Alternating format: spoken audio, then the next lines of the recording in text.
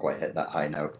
So today we're going to be talking about this mad world, and the impact of the concepts of narcissism, codependency, and CPTSD. PTSD. So what's happening? Well, I suspect, probably largely speaking, we as a species have become the victims of our own success. What? Horrible things are happening in the world, Richard. How could you say that's success? Well, we built the horrible things. We created the horrible things, and then we benefited from the horrible things.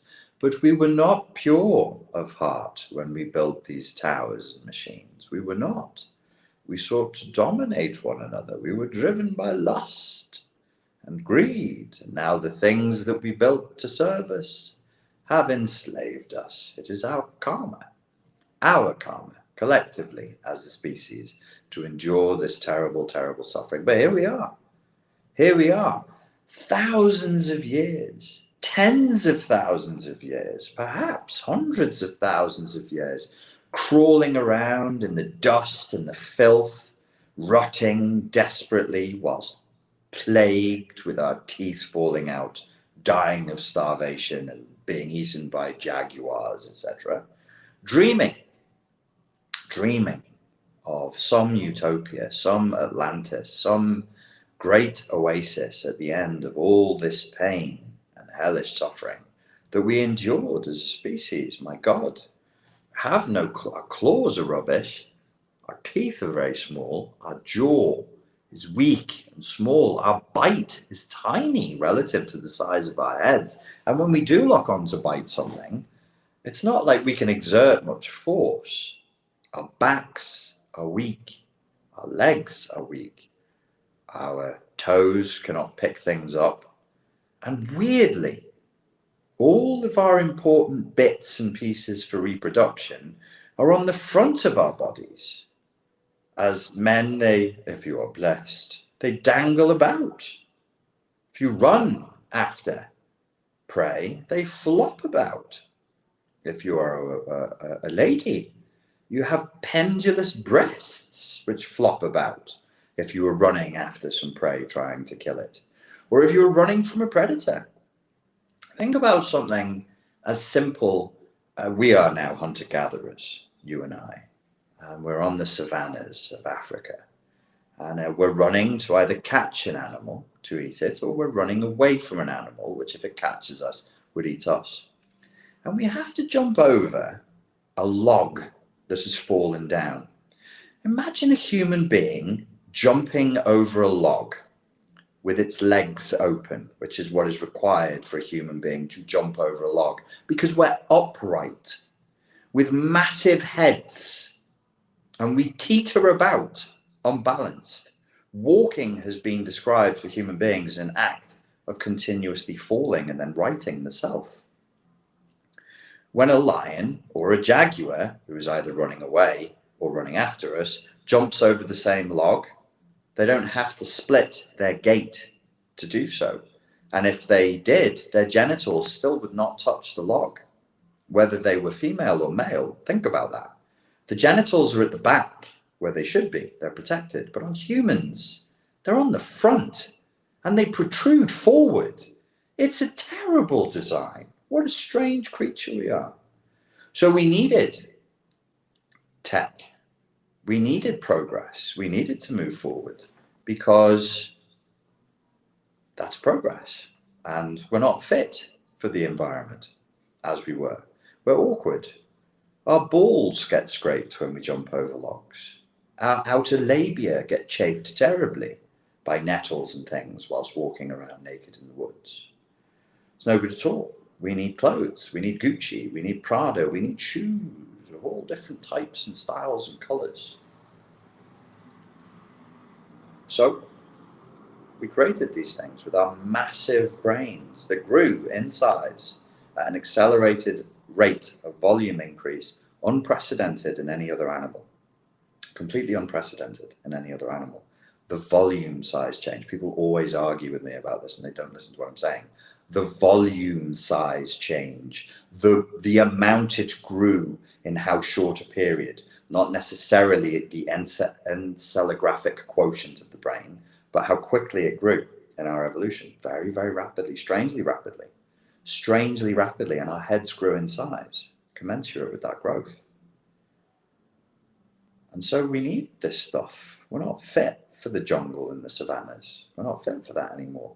We need this stuff. And finally, after all this pain and all this suffering and forward momentum, we win.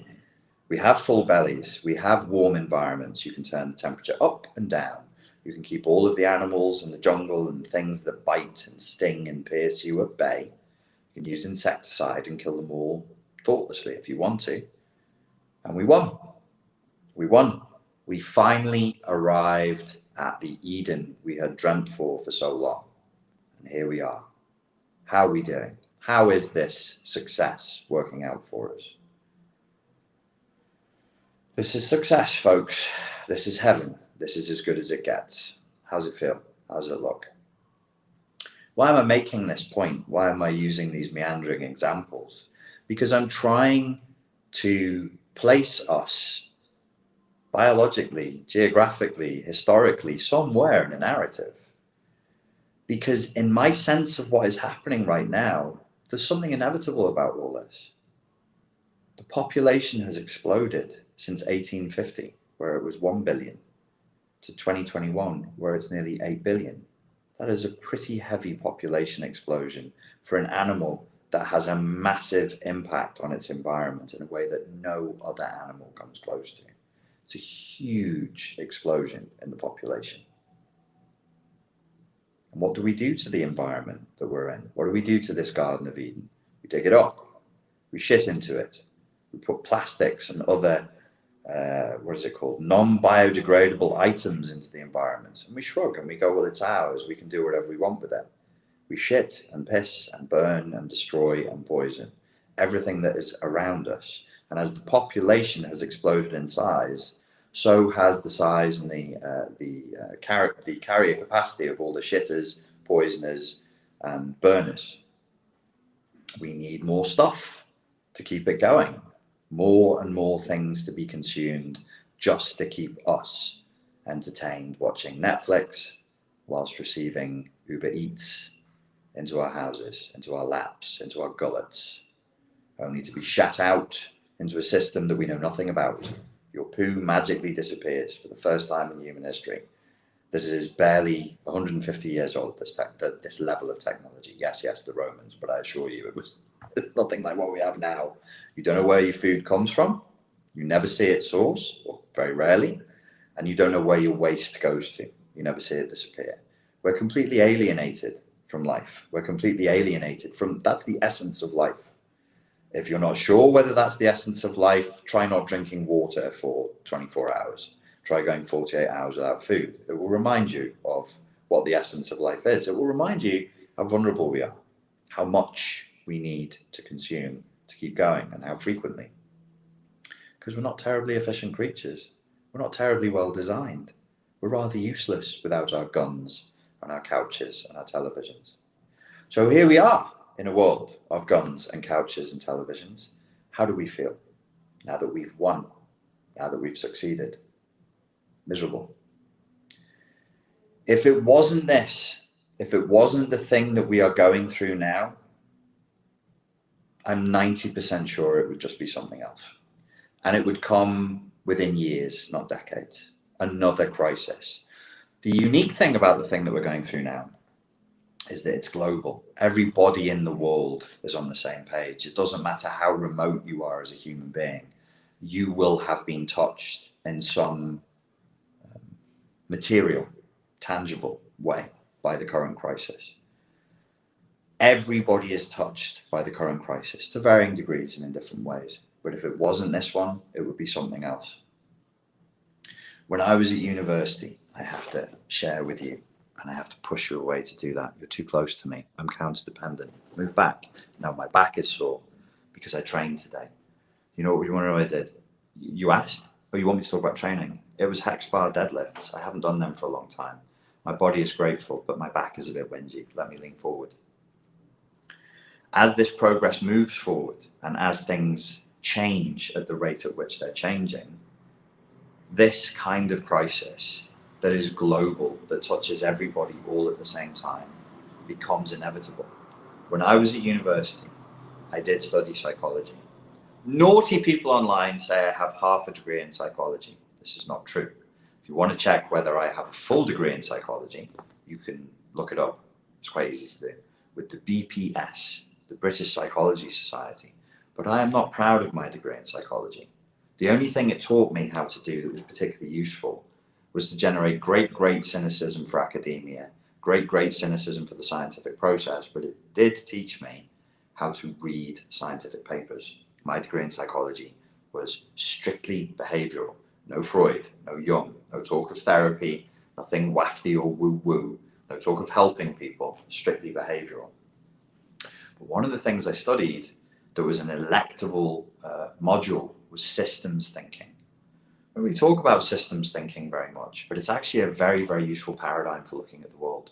To think of the world as systems within systems within systems. You are a system, I am a system. If we're in a relationship together, that becomes its own system. If we have an argument, it can be understood as a system interacting with itself. And that's why I would say from a systems thinking level, if it wasn't this crisis that was global, it would be something else. Even if we're going to use psychology, particularly psychoanalytic theory, we would start, I claim, to perceive threats that were not global threats, that were not immediate threats, that were not existential, life and death threats. We as a species would convince ourselves that they are. I will predict something, and I might look a fool for saying this, but over the next 5 years, we're going to change focus and other things are going to be seen as existential threats.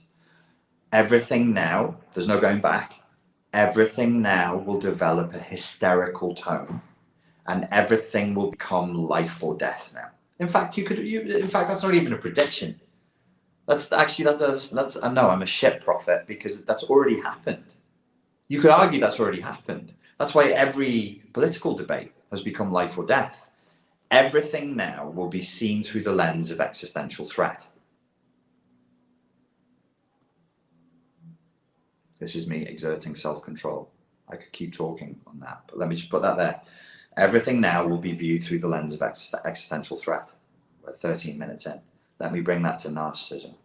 Are you aware it's quite common for people who have been diagnosed clinically with narcissistic personality disorder to become hypochondriacs? Not only are they hypochondriacs, but they develop unique diseases, rare diseases, diseases that would only affect 1 in a million. I remember I had an ex-girlfriend of mine who was a particularly malignant narcissist who would develop allergic reactions to drugs that were less than 1 in a million people in the clinical trials had developed. And she had 2 of these in her lifetime. I'm not a mathematician, but a mathematician will tell you that that's highly unlikely. These are 2 unrelated illnesses that she took antibiotics for, and she got the 1 in a million reaction to it. It's hypochondria. Narcissism and hypochondria. Why? I'm unique. I'm special. I'm different. I'm not normal. But also, as godlike and as alpha and as apex as I am, I'm actually quite sensitive. Me. I'm not sensitive to you, but I'm sensitive to me. I'm hypersensitive to my needs. I'm not particularly sensitive to anybody else's needs. And that makes me hypervigilant and hypersensitive to any invasion, to any infringement, to anything that makes me feel slightly uncomfortable. You can see where I'm going with this, I'm sure. The brighter ones in the class will see where Richard is going with this. Let us with humility remember that we are all born narcissists. It is healthy and natural when you are a baby to exist in a narcissistic state. No boundaries between you and mother. No boundaries between you and the world. No boundary between you and the breast. No boundary between you and reality itself. No boundary. You and it are one. That is the narcissistic state. Everybody's like, no, a narcissist has a huge ego. No, the narcissist has no ego. There's no ego there. No healthy ego exists. That's why they consume people around them. They absorb people into their world around them. There's no ego boundary there at all. There is a superego, but no ego, if we're using the Freudian model. So what's happening right now? Well, we're all born narcissists. Yes, okay, fine. Then we individuate and we grow out of it if we have good enough parents. Yes, fine, Richard, we all know that. Okay, cool. So every human is born a narcissist. Then they go through their infancy into their adolescence and they become less and less narcissistic as they realize, as the world bumps up against them, they have painful experiences, several reality tests take place, and they go, oh my God, I'm actually not the fucking center of the universe, until hopefully around the age of 18, maybe if you particularly indulge 21, really the last shreds of narcissism should have dried up inside of you. What about collectively then? Okay, so humanity is collectively narcissistic. Could humanity go through an infancy? Could humanity be going through an adolescence? Could humanity be trying to grow up right now? Let's theorize for a second that it can. Let's theorize, though, that as a traditional model of generating a narcissist applies to the individual, what's that traditional model? Briefly, the way I like to look at it. 2 pillars. One pillar is pure abuse. This is ridiculously simplified, but it's a nice way of remembering it. One pillar is pure abuse. So you could have one parent or one object or one factor that is pure abuse. Maybe it's sexual, maybe it's physical, maybe it's psychological, maybe it's all of these things. And the narcissist is told, no matter what you do, you'll never be good enough. You are a bad object. You are a bad object. Bad, useless. That's one pillar. There then needs to be a countering pillar, an opposing polar opposite that says you are wonderful, you are an angel, you are godlike, you are heaven sent, everything you do is perfect. Everything you do is perfect. Obviously, both messages are wrong. Obviously, both messages are going to create insanity in the person. But both messages being delivered to the same person at the same time drives them completely insane. Both messages are traumatic, by the way. Spoiling a child is traumatic. Spoiling a child is abuse. Don't get confused. Traumatizing a child is abuse. We don't even need to argue about that. Some people think spoiling a child is cute. So the abuse and the spoiling take place in the child narcissist, and their way of coping with that level of trauma is to form a false image of themselves and to disappear behind a narcissistic shield wall, a shell. And it's got a mirror. So there's a shield, and on the inside of the shield is a mirror, and inside out everything bounces off the shield. And when I look at the shield, I just see this distorting mirror, but it's a huge shield. It's all the way around me, encompasses my whole world, and I see whatever I want to see. I see how wonderful, beautiful, clever, powerful, unique, and special I am in the shield wall mirror. Could this happen collectively? My back needs to stretch the other way, and you must suffer the consequences of that, and I care not, because I have consumed you narcissistically. Could this happen to a species? Are we traumatized? Yeah, my God. I mean, every once in a while, I think it's very healthy to reflect on the weight of pain and disappointment and suffering and carnage that has led to us being able to sit in dry houses, in dry clothes, not being afraid that somebody's going to break the door down and mash our heads in.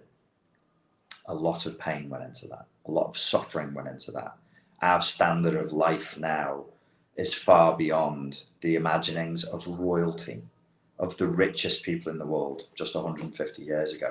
If you look at what we have access to in terms of comfort, entertainment, variety of food, and safety, like who? Name the king, name the emperor, name the queen who could enjoy what we, in terms of options and safety, what we enjoy now. There wasn't one. We're all kings, we're all queens. So my hypothesis is as follows.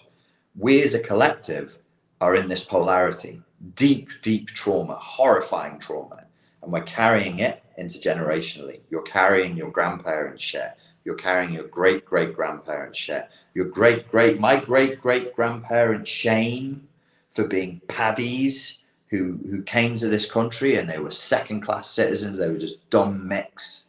They were dumb Irish people you could do what you want with. But, you know, they were strong, so you send them to work. All of that. And then there was like, oh, we had in my family history, we had Protestants marrying Catholics. Oh, heaven, that's disgusting. You're sleeping with the enemy. All of that's there. It all comes down, and I feel it. It's in me. It's in you. Whatever's in your generational stuff, it's all there. It's all in you. Wars, famines, genocides, witch trials, all of it. We're carrying the whole thing, the whole weight of history. Are we traumatized as a species? You betcha. Absolutely. That's one polarity. That message then needs to be, you are shit, you are worthless, you are scum, you're dirty, you're a sinner, you're born of sin, you're born in filth, you're a degraded, fallen. I think these religions are really a kind of sexy, masochistic religions. They want to like spank you and pinch your nipples and tell you you're naughty all the time. Sorry, daddy. And people go and they grovel on their knees and they open their mouths and they receive whatever the fuck the priest has given them. I don't know. Oh, sorry, the flesh. The flesh of the Messiah gets popped into their mouths while they close their eyes. Anyway. Are you ready to receive the flesh of the rabbi? Oh, yes. Okay, let's not get distracted. So you have trauma like that you carry. Are we spoiled? Are we spoiled? On the other side of the polarity of trauma, are we spoiled? You're fucking right, we're spoiled. Spoiled to death. Spoiled to death. Way too much choice. Way too much entitlement. Where's all this coming from? Well, there are multiple sources. We can cover that on another video if you fancy it. It does get a little bit academic. But I would say that where we're at right now, I'll just choose one big enemy to point the finger at, but it's not. It's not just this. It's everything. It's all of it. Let's just talk about consumer capitalism for a second. What does consumer capitalism have to tell you? Consumer capitalism, just to be clear, excuse me sniffing, I should have got tissues. I'm battling something. What could it be? The plague? Does it have the plague? Consumer capitalism says you got to buy a Kindle. He doesn't want to buy a Kindle. Make him want to buy a Kindle. How? You can buy books. You can just buy a fucking second-hand books cost 20p. Why is this fucking idiot going to buy a Kindle? Tell him he needs it. He doesn't believe he needs it. He doesn't make him feel inferior if he doesn't have a Kindle.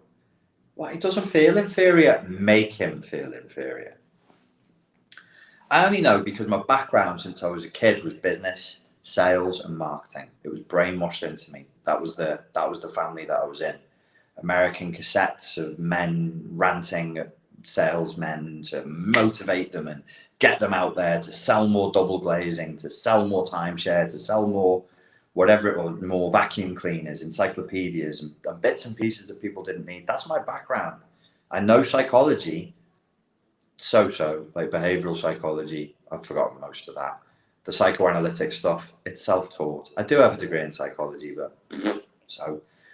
but sales psychology, I've spent a lot of time studying. And I know, and the marketeers know, and Facebook knows. We've got this Facebook scandal right now, and it's all the same principle. If I want you to do something that you don't want to do, and you don't need to do, you're not going to do it. Do you know what they say? Do you want to, and this is, I'm not making this up. I've heard this said multiple times in masterclass levels of sales and PR.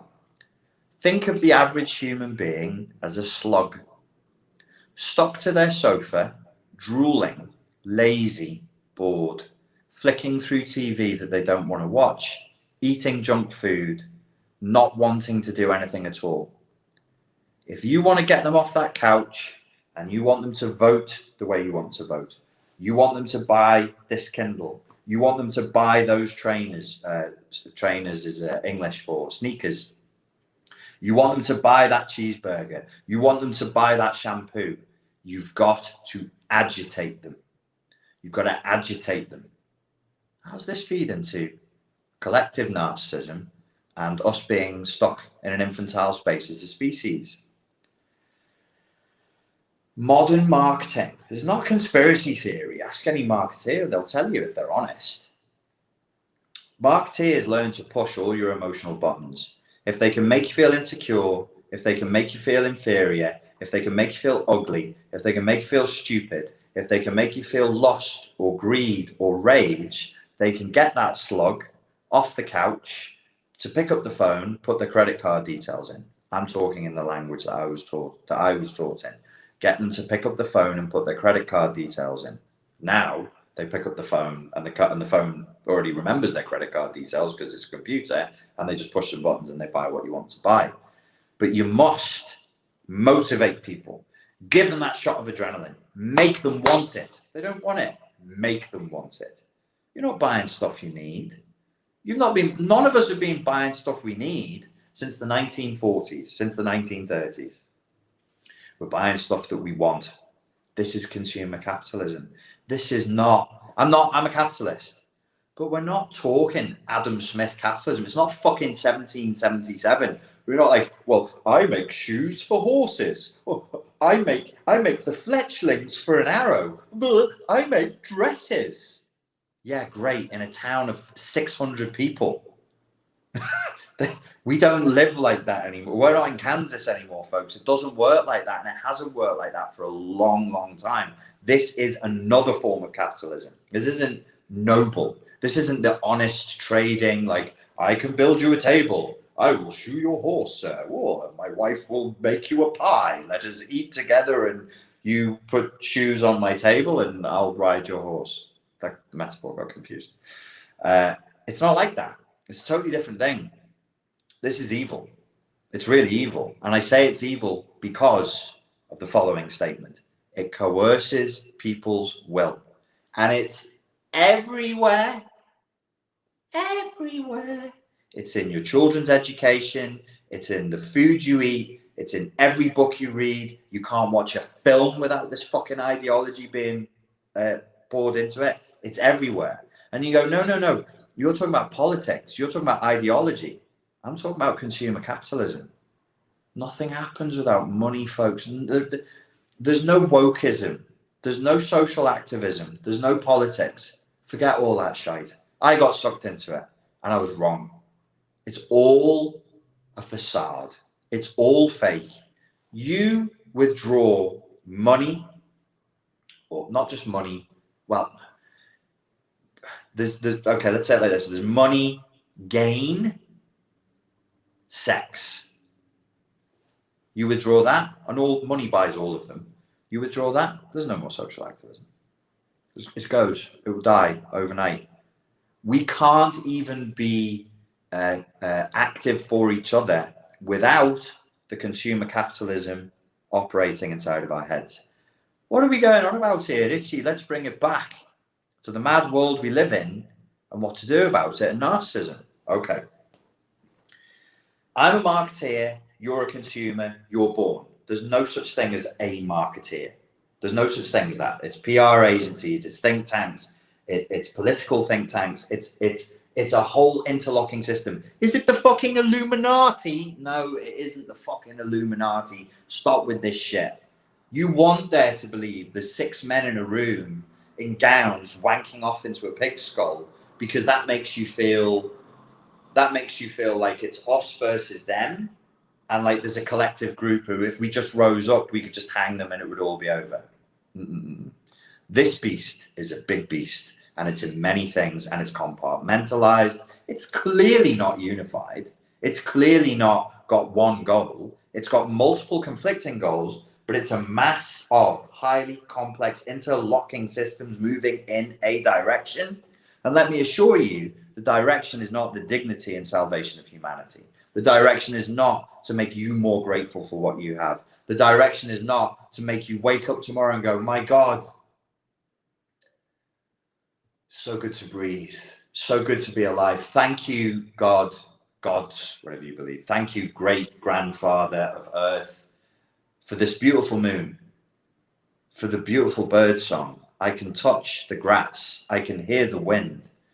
Here is my tribe. Here's my family. Here's my partner. Here are my children. Let me touch them. Let me smell them. This is wonderful. Nothing is better than this. Nothing is better. Fuck all that. What good does that do? Remember, you're a human and I'm a marketeer, or let's say I represent the marketing machine, the mind control. Fuck you. I'd be like that. These fuckers are happy.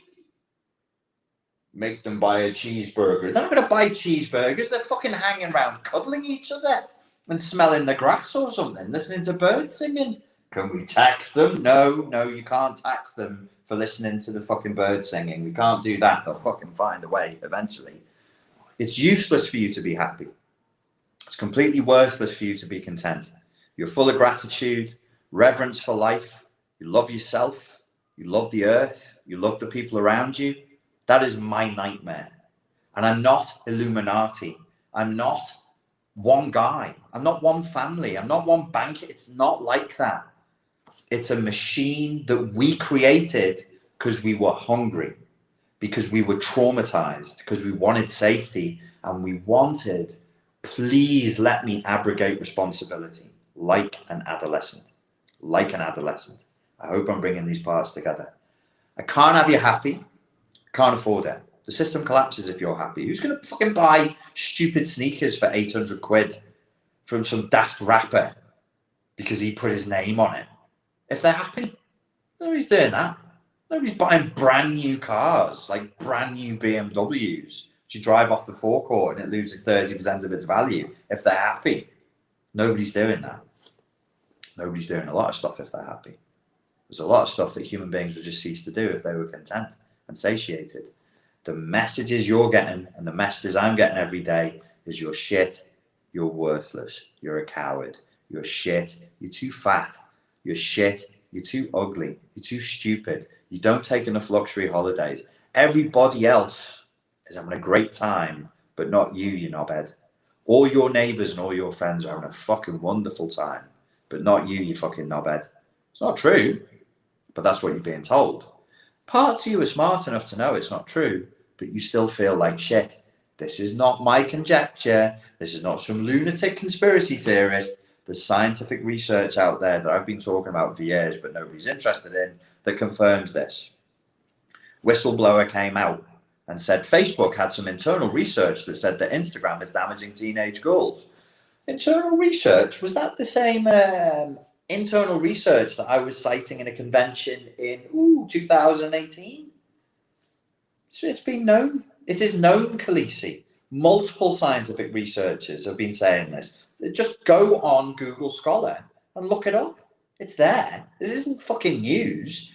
It's absolutely proven to a scientific degree that Instagram usage is positively correlated with depression, anxiety, and eating disorders in everybody, but the particularly susceptible are girls aged between 10 and 14 years old. This is not news, my friends.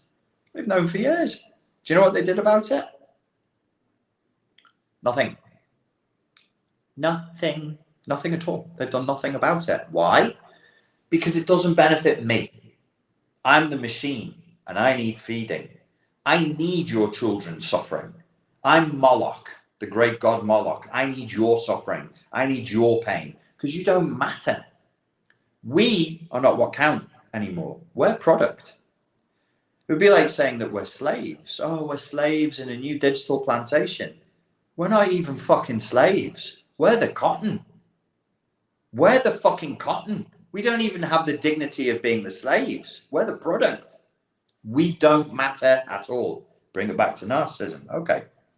So in order to keep you agitated, I have to traumatize you. I have to tell you the world is a dangerous place full of terrible people. It isn't.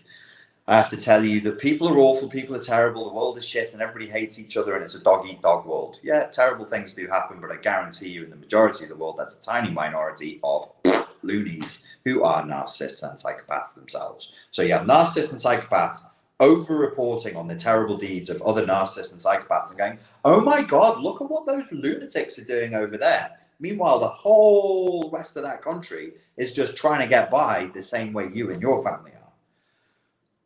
So I have to traumatize you, I have to agitate you, and I have to make you angry because I'm Moloch, And I don't drink blood anymore. I don't drink the blood and the screams of humans anymore. I need money. I need profit. There'll be blood and screaming, but that's secondary. That's just the cotton being picked. That's just the wheat being ground up. That's just the crop being prepared. It's what I really need now, which is money. So are you traumatized? Yes. Where are you spoiled? Well, in order for my job and my machine and my system to keep running, I need every single one of you to live in a fantasy where you're not traumatized, where you're not a slave being whipped or cotton being picked. You're a king. You're a queen. You're a god.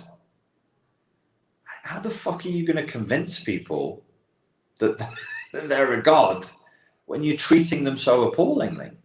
Just give them what they want. Just give them what they want. They'll trick themselves. Feed their basest desires. Feed greed. Feed lust. Feed sloth. Feed anger. Just go through the 7 deadly sins. Feed and inflate every single one of those things, and you'll get what you want. Now, again, you might be going, this is putting me off. He's starting to sound like one of those Christian right-wingers who collects guns and hangs out in the hills. Okay. As an experiment, do it now. If you just put this video on pause, go and put on a TV and wait for the adverts to come on. And look for, don't just watch the advert and don't just listen to it. Look for the button push. Name the deadly sin. It's all there. It's all right in front of you. Are they appealing to your lust? Are they appealing to your anger? Are they appealing to your envy? Are they appealing to your sloth? They're appealing to one of them. Every single one, every single time, it all appeals to your basest instincts. There's no fucking advert out there that's telling you to be more virtuous, that's telling you to be more grateful, that's saying live a simpler life. Because live a simpler life. Be happy with what you've got, you greedy fuck. Just enjoy what you have. Don't buy from us. Don't buy from us. Just fucking enjoy what you've already. You don't need this much stuff. You don't need all this shite. The best things that you have that you can enjoy, you already have. Nobody's saying that. They're all appealing to the darkest in you. So, appeal to the darkest in people and inflate their lust, inflate their greed, inflate their desire. We all have that way overextended. We're all hypersexualized now. We're so hypersexualized that sexuality is collapsing under the weight of the hypersexualization, which I think is why people are having less sex but consuming more porn. So people are consuming. This is like this is getting into deep philosophical territory. You know, we are no longer the consumer but the consumed. We don't even want the sex now because it's so overfacing. It's too much. You don't even know what type of sex you're supposed to want or how much of it.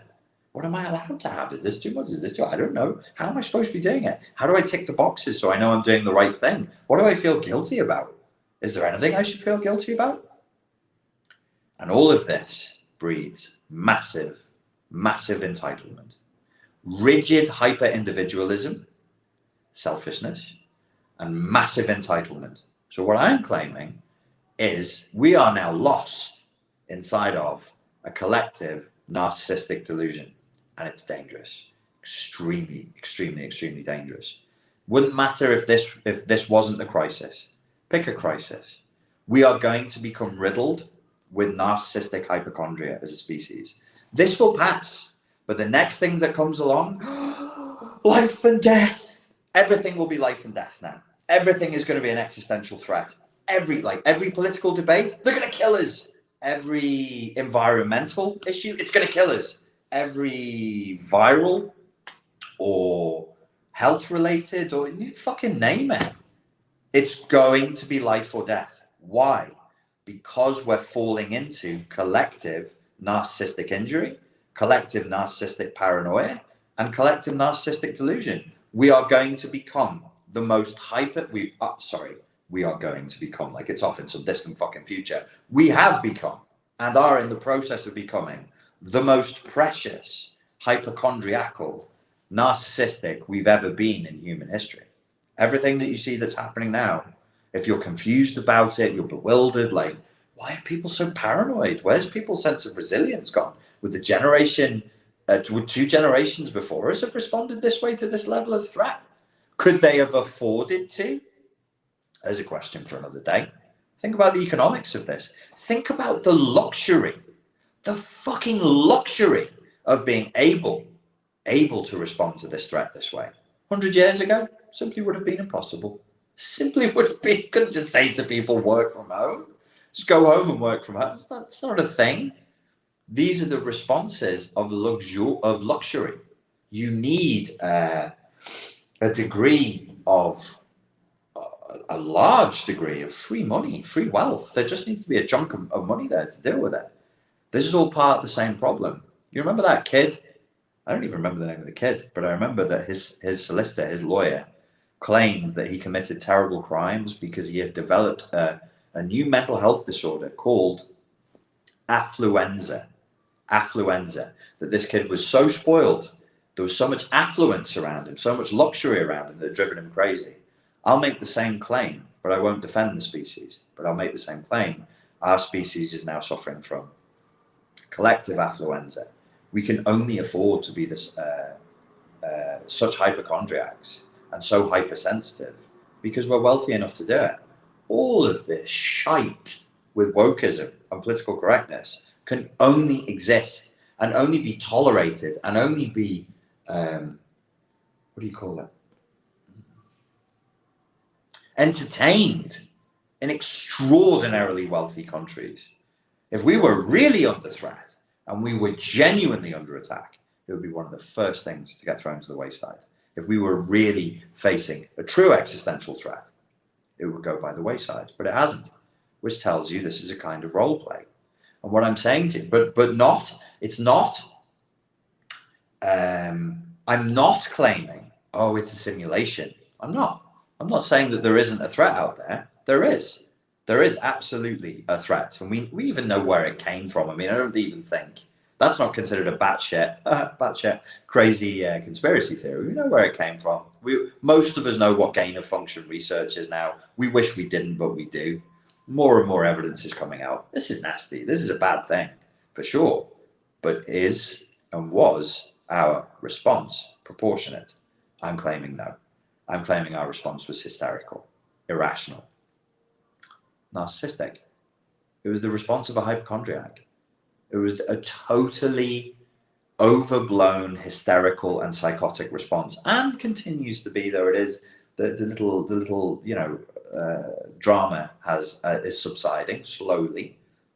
Probably by the end of the year to come, we'll have seen things calm down an awful lot more. But this isn't over, because this threat that I'm desperately trying not to name, the bat threat, let's call it that. It doesn't matter where it is. Every threat will be global now. Every single challenge to humanity is going to be the end of the world. We will always see things now, forevermore, through this lens of doom. And that is an infantile response. And it's completely narcissistic, because we are trapped in adolescent narcissism, because we are wanking and eating and consuming ourselves into idiocy. The prognosis for humanity, I would say, on our current path is not great. I'm not optimistic. Well, I can be stronger than that. There's no future for humanity like this. We are acting like a virus. We're acting like a self-limiting virus. It's like the collective unconscious has gone, okay, this party's got a little bit out of hand. There's probably too many of us. How do we start shrinking the numbers? And it feels like that's what we're gearing up to, a way of shrinking the numbers. So when people say to me, oh, this is all part of a depopulation agenda, I get a little bit frustrated, because that's just more abrogation of responsibility. We're the ones who are depopulating. We're the ones who are. There are threats out there. There are bad people out there. There are people who need to be held to account. But what did we do? What are we doing? What are we doing daily to stop this? Nothing. Whinging on Facebook, posting edgy memes on Instagram. What are you changing? Oh, I went to a protest. Did you? Yeah. That's good. Is that why all this is over? Because you went to a fucking protest? It's not good enough. It's nowhere near good enough. These infantile And adolescent responses to these threats are the problem itself. I believe we're reaching a point where we will either grow up as a species collectively, or we will collapse. And it's happened before. It's not like there's no historical precedent for this. It's not like there's no historical precedent for a highly successful civilization just dropping in on itself. And was it the Mayans? I think it was the Mayans, where they left so little evidence. Well, they were living in the jungle, and the jungle eats everything. They left so little evidence behind that historians really have no way of knowing, like, why was there a city here with 1.5 million people, and then a decade later they were all gone? Because that's what the historians are looking at. I think it was a Mayan civilization, and the jungle just ate everything. But it's happened before. It's happened plenty of times before. The problem is we live in a global society now. So if we're all interlinked, we're all married, we're all wedded to each other to some degree. If a couple of countries go down, we're all going to feel the effects of that very, very rapidly. But don't be afraid. Don't be afraid. Don't be scared. Because if you're fearful, if you let yourself go into fear, you'll start to dissociate, and you'll want to drop out of this world. You want to disappear into fantasy, or you'll find some coping mechanism, some blue pill way of releasing the angst by arguing with people online or joining some fucking movement or something. There's no movement, guys. There's no movement. There's nothing out there. There's no there. There's nothing out there. There's just you. I know it's not a very comforting thought, but I sincerely believe that this is a moment where we must break through, and you can only really break through by breaking down. So there will be a collapse, whether it will be a psychological and emotional collapse, or a financial and infrastructure collapse, or both. I would hope that we could do it the soft way and then fix the system. Probably not. We're probably going to have a hard collapse in order for enough people to have that internal collapse. Don't be afraid, but do let yourself despair. In the Kierkegaardian sense, according to Kierkegaard, when you despair, you are having an honest interaction with yourself and reality. It is really bad. Don't blue pill everything and be like, it's not that bad, things get better. No. This is bad. This is really, really bad. Let yourself despair for what has been and will never be again. And then let yourself grieve. I think a lot of people are right now trapped in one of the grieving phases. Most people are stuck somewhere between denial, rage, and negotiation. We all need to move all the way through to acceptance. Accept the reality that is. It's not nice, it's not comfy, but being in denial is really, really, really dangerous. And we have to move beyond that now if we want to transcend this scenario. We have an opportunity here. We have an opportunity to do something amazing. We have an opportunity to do something that is completely unprecedented in human history. And that is the chance to consciously choose to evolve. And we'll get it wrong. It'll be goofy. It'll be awkward. If it works, the next aeon of people will look back and be like, how did they try and evolve? Idiots. We would never do it like that. But we can shrug our shoulders from history and go, we didn't know what the fuck we were doing. Nobody ever did it before. So we just tried. That's all we can do. But we can't hope for what was before. It can't last. There's always, let me say it like this. Imagine you're in a bad relationship, an abusive relationship, right? Truly abusive relationship with a narcissistic psychopath. And you knew that. And you've been with them for 10 years. You're married. And you've had a bad bus stop this weekend. And you come and stay in my house. And we have a chat. And I say to you, you know that person. I know you love them. And I know this hurts. But you know they're a wrong 'un. Yeah, that's a machine right there. That's never going to stop. You can't turn it off. You can't love it better. It's not interested in negotiation or argument. It's not interested in being reasonable, blah, blah, blah, blah, like you. It's not going to meet you on your level. Now, you've argued and it's a bad one. And you're in my house and they're in their house. We could stop now, and you could start filing for divorce now. Or you can blue pill and go back and try and love them better, and you'll be back in my house in 2 years' time after another bust up. You see what I'm saying? It's either this now, or we say, no, I don't want to think about it, no. And we go for the next one.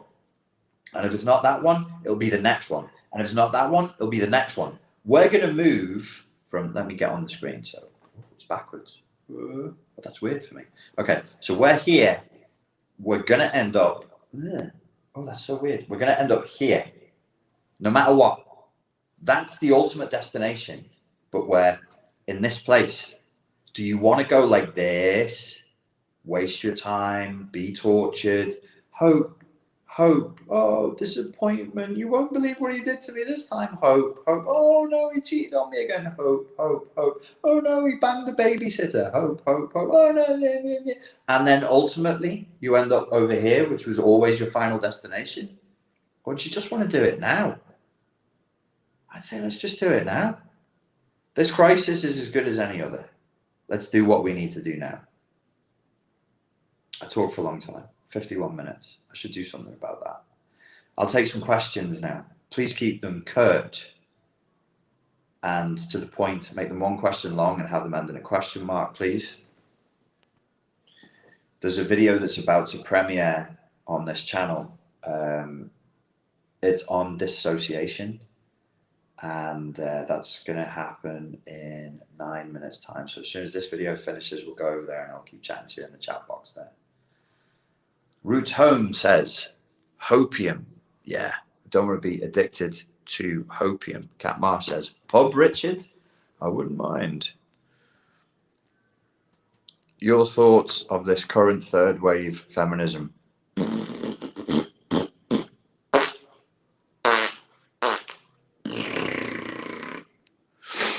It's not really feminism. It's just the hot garbage from Satan's bottom hole. Emma McDonough, when do we know we are no longer codependent? When you don't ask questions like that. A codependent would never ask.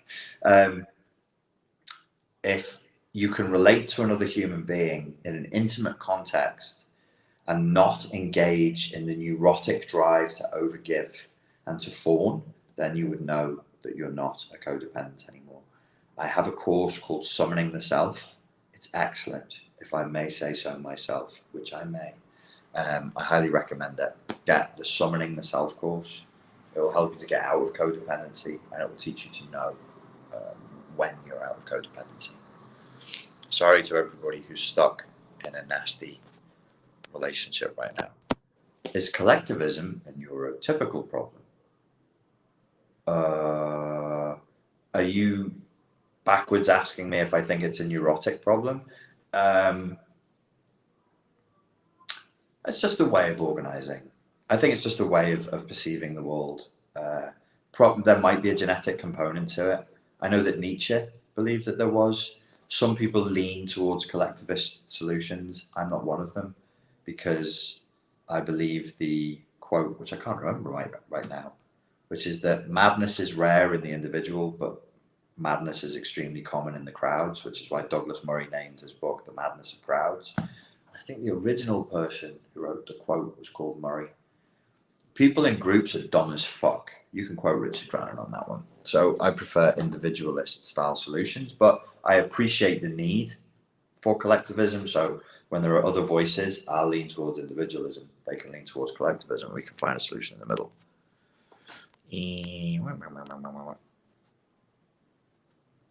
Right. What do you think we can do to stand up and do what's right to stop the evil? I don't say let's do nothing, but sometimes doing nothing. No, I'm sorry to report that there is no simple prescription here. The nature of this challenge is not that, like, oh, you just do this, and then you do this, and then you do that. This requires so much more. The situation requires transcendence. It's a big one, but it's not the bad thing that's the big problem. It's that we collectively are engaged in a narcissistic delusion that is a life or death delusion that's not going away. Because we're trapped, we are retardé, held back, we are retarded in our growth through trauma and through spoiling. So this double pillar has really affected us, and we're trapped now. So everything will be seen as an existential threat, even when it isn't. We are going mad. We are a species sinking into psychosis. Now, plenty of evidence of that. We will not get better. We will not just magically get better. We will get madder unless we take big, dramatic steps to stop it. And we need a strong will to make that happen. So I can't say to you, like, write to your governor, go to a protest and hang a poster outside your house. You're just feeding into the simulation. It won't do anything. It's an internal thing. We have to transcend. We have to individuate. We have to individuate from our own unconscious and from our own shadow. It's a big ask. It's a big ask. I speak about cluster B cosmology of self on my live streams. Can I interview you, my man? Yes, sir. Just send me a message to helpdesk@spartanlifecoach.info. Okay, we're premiering another video right now on disassociation. I'll be in the live chat there. Ladies and gentlemen, thank you very much for your time and for your attention. And I look forward to speaking to you all again soon. Cheers.